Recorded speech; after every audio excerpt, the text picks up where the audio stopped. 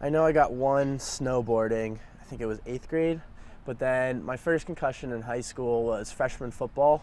It was during practice, and I was like diving for a pass, and I landed wrong and hit my head, and that started the concussion journey. Concussions, it's weird to number them, but I think I'm on number 5 right now. Actually, I just got one last week too. I'm starting the protocol to get back into play, but I feel pretty good right now. But since I've been here, this is my second concussion at the collegiate level. But I had one serious one last fall, and since then I've been going to see the research and doctors team up at Pittsburgh University, and they have a really up-and-coming new wave concussion research program. So I've been talking with them and working with them as of late. So that's been helping a lot. I can tell a little bit about it. I can't speak for everything they do, but it's like a three-pronged way of like attacking a concussion, trying to figure out the base stem problem of it. And it's they do like just an overall test, like interview with a doctor, like a doctor's assistant, and then they do a physical test or review basically, and then they do a vestibular review. Was there for a day and it was actually I think like 8 hours of testing, and basically met with all the doctors, met with probably like 10 doctors, and did a bunch of stuff throughout the day, and finally met with Dr. Collins, and he went over everything and kind of went to the source of my problem. And what was wrong with me was the ocular sense of the concussion was kind of messed up, so I had to go get glasses and to help with my reading, because I was having trouble compensating with reading. That was giving me headaches and the nausea and everything. It does depend person to person, because everyone's different. No one's concussion is the same.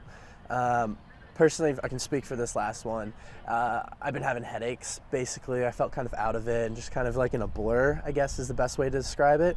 But mostly the headaches is the only thing that's been lingering, but as of today, they're gone. But it just takes a little bit for that to go away. With my past, the worst concussion back last fall, when I got hit in the head with a shot, I had nausea. I got really sick every time I tried to read. At first, I was forgetting things, forgetting where I was at points, which was pretty scary. So the guy on the team who had the fastest shot last year took a shot, and I was just happened to be in front of the goal, and I turned around and hit me back right in the back of the head, cracked my helmet, and then I fell down, got up, didn't know where I was or anything, continued practicing just because I just didn't know what was going on really. And then that night I went back and just laid in bed until the next morning, and got up and was just so confused and so out of it. I felt really sick, and then didn't play the game the next day, obviously.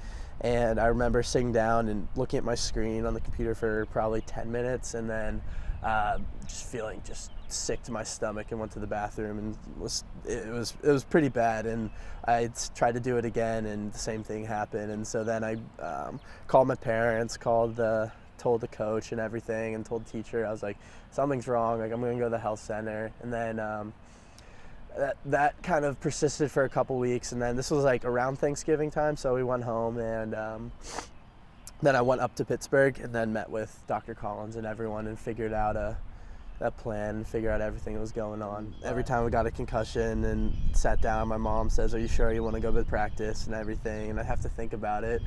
And I know it's scary, but to this point, I feel like I've known myself, and I still feel good. I feel good in school. I feel good day to day. Like I'm not waking up just feeling like I can't get out of bed, like it's excruciating pain. I feel like I'll know when I get that point. Right now, I don't feel like I'm there.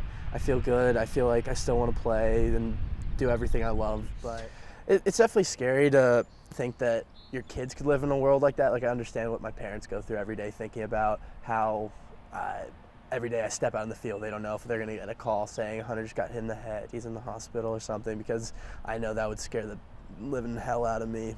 But I don't know. At this point, I know I love lacrosse, I love football, I love playing sports, and if it's the same, and if it's safe, then I want my kids to do it if they want to do it.